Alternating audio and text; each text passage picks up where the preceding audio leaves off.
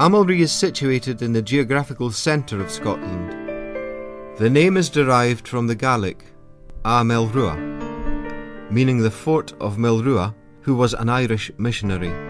Centuries later, in the 1730s, it was an Irishman, General George Wade, who built roads and bridges in the Highlands, and legend has it that his workmen discovered the ashes of the Celtic poet and bard Ossian while building the stone Amulree Bridge. General Wade had enjoyed a distinguished military career in the English Army before becoming Commander-in-Chief of His Majesty's forces in Scotland in 1724. His remit was simple.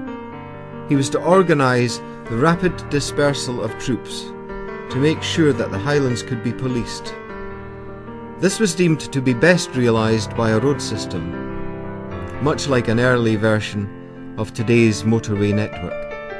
You can clearly see the remains of the Wade Road, usually 16 feet across, as you turn right onto the road to Glenquaich. It lies just parallel to the Crieff Road, descending the hill. For centuries, Amulree was the meeting or trysting place for drovers and their thousands of lowing cattle to assemble before moving on down the road south to Crieff and beyond. In fact, cattle and sheep markets were still held here in the 1890s. The White Harald Church, built in 1743, contains a bell cast in Belgium in 1519 by the same company who made the one for the ship, the Mary Rose. The great beams inside the church came from the black wood of Ranach, the huge tree trunks being dragged over the hill. Substantial as they were, this timber was merely surplus to requirements for General Wade's constructions of roads and bridges.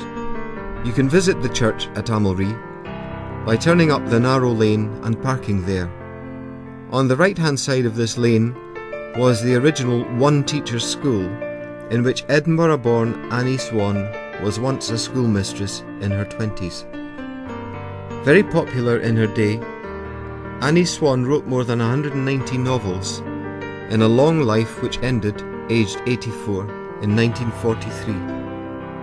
Although she had left Amulree early in her life, she returned to the Amulree Inn for genteel summer literary parties with students from Oxford and Cambridge, where, on the lawn at the rear of the building, she would organise reading and discussion groups.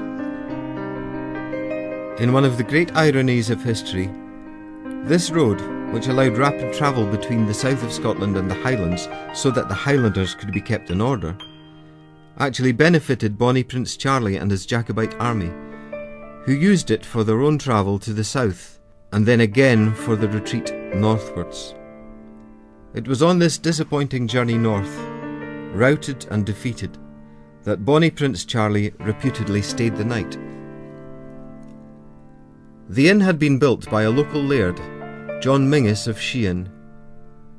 His castle, 4 miles up on the north side of Glenquaich, is now a tumble of stones. But his stature lives on long after he led his local army with the Jacobites to Culloden and failure. Walter Scott used him as the model for his hero in the Waverley novels. Earlier, in 1715, Amulree was the site chosen for the gathering of clans who marched north to join the Earl of Mar on their way to Braemar and the commencement of the First Jacobite Rebellion.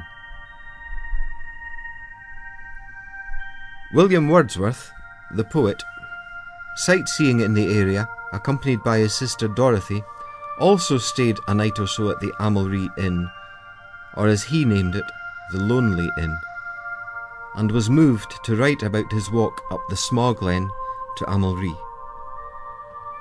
In this still place, remote from men, sleeps Ossian in the narrow glen. By turning right, just after the few houses in Amulree, you enter Glenquaich, following the road up to the end of this particular journey. Frequently impassable in winter, This beautiful area was a favourite hunting ground of Scottish kings. In 1372, Robert II signed a charter here. It's difficult to believe, but in 1746 there were no fewer than 1,200 churchgoers in the glen, and one can see the evocative remains of many crofts. In the early 1800s, about 300 crofters left the glen to resettle in Canada.